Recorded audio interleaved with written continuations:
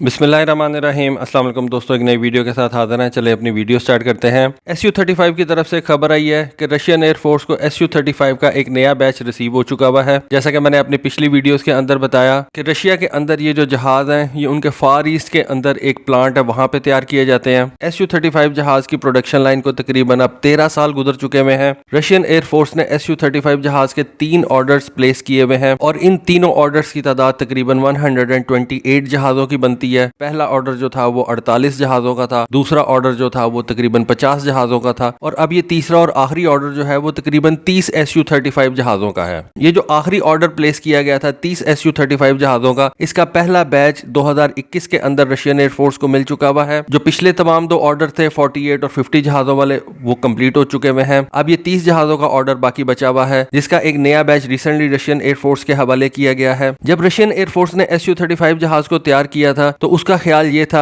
कि Russian air force को सिर्फ 100 SU-35 जहाजों की जरूरत पड़ेगी और 100 जहाज जो है वो रशिया इसको एक्सपोर्ट करने में कामयाब रहेगा। लेकिन फिर कुछ ऐसे मामलात बदले और दूसरी तरफ रशियन एयरफोर्स का प्लान ये था कि रशियन एयरफोर्स जो अपना 5th जनरेशन वाला SU-57 जहाज तैयार कर रही है उसका वो नंबर जो है वो काफी ज्यादा बढ़ाएगी और उसको ज्यादा नंबर्स के अंदर प्रोड्यूस करेगी और अपने पुराने SU-27 जहाजों को SU-57 जहाजों से रिप्लेस कर देगी। SU-35 का नंबर जो है वो सिर्फ 100 तक रखेगी, SU-57 को 200 के नंबर तक जो है वो प्रोड्यूस किया जाएगा और 100 SU-35 जहाज जो है वो उनका ख्याल था कि हम एक्सपोर्ट करने में कामयाब हो जाएंगे। और SU-35 को बनाने का जो मेन मकसद था वो भी यही था कि रशिया के जो पायलट SU-27 जहाज को चला रहे हैं, जो कि अब काफी ज्यादा पुराना हो चुका हुआ था, उनको अगर रशिया ने SU-57 जहाजों के ऊपर लेके आना है तो उन पायलट्स की ट्रेनिंग के लिए रशिया को मिडिल में एक 4++ जनरेशन वाला जहाज चाहिए था, जो कि ना तो 4th जनरेशन वाला जहाज हो और ना ही 5th जनरेशन वाला जहाज हो, बल्कि दोनों जहाजों के दरमियान एक ट्रांजिशन का काम करे। इसी वजह से ये SU-35 को डेवलप भी किया गया, जो कि बहुत ज्यादा कैपेबिलिटीज रखता था एज कम्पेयर टू SU-27। इसके अंदर 3 फेज अरे रेडार जो है वो लगाए गए थे।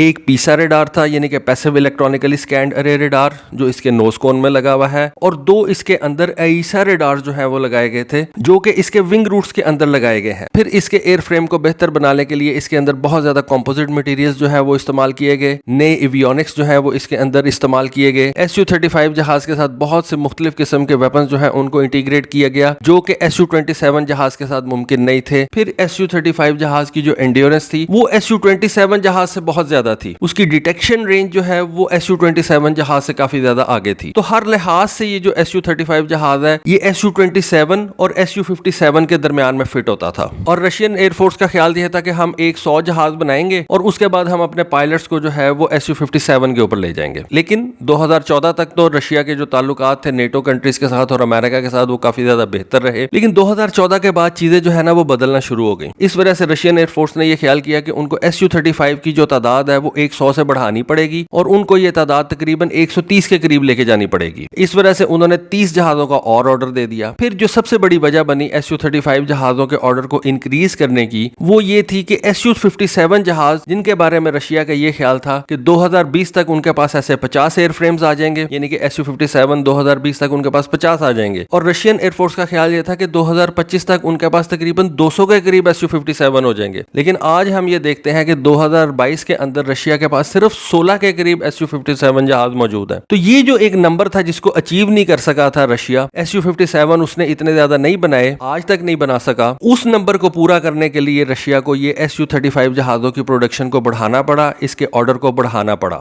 जब तक SU-57 जहाज नहीं बन जाता तो वेस्टर्न एयर फोर्सेस को अगर रशिया ने काउंटर करना है तो उनके पास SU-27 से को बेहतर जहाज होना चाहिए। SU-30 जहाज भी मौजूद था, लेकिन रशिया ये समझता था कि एयर टू एयर डोमेन के अंदर रशिया के पास SU-35 ऐसा जहाज है जिसकी प्रोडक्शन को बढ़ा के रशिया SU-57 की कमी को थोड़ा सा पूरा कर सकता। फिर मैंने आपको बताया कि 2014 के बाद कुछ ताल्लुकात भी जो थे वो बड़े खराब हो गए। क्राइमिया के ऊपर जो है वो रशिया ने कब्जा कर लिया, फिर यूक्रेन का मामला आ गया और SU-57 जो है उनकी प्रोडक्शन बिल्कुल स्टार्ट नहीं हो रही थी। तो रशिया ने फिर ये फैसला किया कि SU-35 जहाज जो है ना इनकी प्रोडक्शन को बढ़ाना चाहिए। अमेरिका के बारे में समझा जाता है कि अमेरिका जो है वो इस वक्त बहुत ज्यादा काम कर रहा है 6th जनरेशन के जहाज के ऊपर। डेफिनेटली चाइना भी कर रहा होगा, लेकिन चाइना में चीजें उस तरह से बाहर नहीं आती। तो अमेरिका तो विजिबली जो है वो 6th जनरेशन के जहाज के ऊपर काम कर रहा है, तो रशिया के लिए ये भी एक बहुत बड़ी प्रॉब्लम थी। SU-57 जो है उसकी प्रोडक्शन स्टार्ट नहीं हो रही थी। और फिर एक तीसरी जो सबसे बड़ी वजह थी वो ये थी कि अमेरिका जो है ना वो ऐसी कंट्रीज को इन्फ्लुएंस करना शुरू हो गया था जिनके साथ रशिया ने इस SU-35 SU-35 के मुआहदे किए थे। रशिया ने मुआहदा किया था इंडोनेशिया के साथ कि इंडोनेशिया जो है वो SU-35 जहाज परचेज करेगा। अमेरिका ने इन्फ्लुएंस किया, इंडोनेशिया ने इनकार कर दिया। फिर इजिप्ट ने मुआहदा किया रशिया के साथ इन SU-35 जहाजों का, अमेरिका ने उसको भी इन्फ्लुएंस किया। आज तक इजिप्ट ने ये SU-35 जहाज जो है वो रशिया से नहीं उठाए। तैयार हो चुके हुए हैं, रशिया के पास पड़े हुए हैं। इजिप्ट इन तैयारों को जो है वो अब उठा नहीं रहा, मतलब उनको अपने मुल्क में नहीं लेके जा रहा। चाइना ने ये SU-35 जहाज जरूर परचेज किए तकरीबन 24 के नंबर में, लेकिन चाइना का मकसद इन जहाजों की टेक्नोलॉजी हासिल करना था और इनके इंजन के ऊपर जो है वो अपनी रिसर्च बेस करनी थी, ना कि इन जहाजों को चाइना ने जो है वो फील्ड के अंदर एज सच लेके जाना था। चाइना वैसे भी अपने J-20 जहाज के ऊपर ज्यादा फोकस किए हुए है और वो उसकी अपनी जो प्रोडक्शन है उसको तेज से तेज करता चला जा रहा है। फिर चाइना ने अपने मुल्क के अंदर ये J-16 जहाज तैयार कर लिया था, जिसके बारे में समझा जाता है कि वो वैसे ही बड़ा जबरदस्त जहाज है। तो चाइना को भी इन SU-35 जहाजों की बहुत ज्यादा जो है वो जरूरत नहीं थी। इजिप्ट वैसे ही अपने जहाज जो है जो बन चुके हैं उठा नहीं रहा। इंडोनेशिया ने इसका ऑर्डर कैंसिल कर दिया। तो SU-35 की प्रोडक्शन को जारी रखने के लिए रशिया को मजीद SU-35 का ऑर्डर देना पड़ा। अब कई लोग ये कह रहे हैं और ईरान ने खुद से कहा है कि हो सकता है कि हम SU-35 जहाजों को परचेज करें। ईरान के अंदर तो ये कंसेंसस हो चुका हुआ है। अब मेरा ख्याल से कि वो रशिया के साथ को मोडालिटीज वगैरह तय करेंगे और इन SU-35 जहाज जो कि इजिप्ट के लिए तैयार किए गए थे उनको परचेज कर लेंगे। तो बहरहाल ये थी एक छोटी सी इन्फॉर्मेशन SU-35 जहाजों की प्रोडक्शन के ऊपर कि 128 के करीब SU-35 जहाज जो है वो रशियन एयरफोर्स के पास आ जाएंगे, ऑपरेशनल हो जाएंगे। और उनकी जो 3 बड़ी मेन रीजन थी इस जहाज के ऑर्डर को इंक्रीज करने की, वो एक तो ये थी कि SU-57 का जो प्रोडक्शन लाइन है वो उस तरह से स्टार्ट नहीं कर सक रहा रशिया। दूसरा ये कि अब रशिया के उस तरह से हालात जो है वो नेटो के साथ बिगड़ चुके हुए हैं और उसको अपनी एयरफोर्स को मजीद तगड़ा भी करना है, अपनी एयरफोर्स को मजीद बेहतर भी करना है। और सबसे बड़ी बात यह कि रशिया को अपना इन्फ्लुएंस कायम रखने के लिए इस जहाज को एक्सपोर्ट भी करना है, क्योंकि रशिया इस वक्त मुख्तलिफ ममालिक के ऊपर अपना जो इन्फ्लुएंस है वो खोता जा रहा है और अमेरिका इसका फायदा उठा रहा है। तो दोस्तों ये थी एक छोटी सी इन्फॉर्मेशन, ये थी आज की वीडियो। होपफुली आपको आज की वीडियो, आज की इन्फॉर्मेशन पसंद आई होगी। कमेंट सेक्शन में अपनी राय से जरूर आगाह कीजिएगा। आज के लिए बस इतना ही। Thank you, Allah Hafiz.